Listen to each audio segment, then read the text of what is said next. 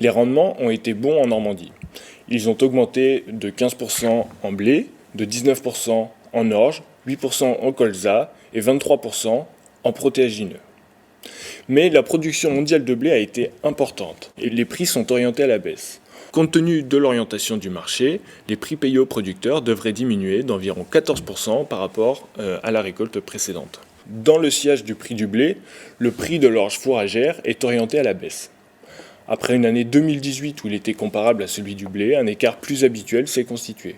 Sur l'ensemble de la campagne, les prix payés aux producteurs pourraient diminuer d'environ 17%. En ce qui concerne le maïs, les surfaces emblavées ont augmenté en France, mais la sécheresse devrait impacter les récoltes et les volumes restent très incertains. La production américaine est plus importante qu'elle n'était anticipée il y a quelques mois, par conséquent, une baisse du prix de l'ordre de 5% est attendue pour l'ensemble de la récolte. La production nationale de colza a fortement diminué, mais se maintient en Normandie.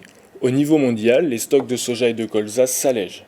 Dans un contexte d'incertitude lié à la peste porcine en Chine et aux relations sino-américaines, les prix payés aux producteurs devraient s'accroître d'environ 3%.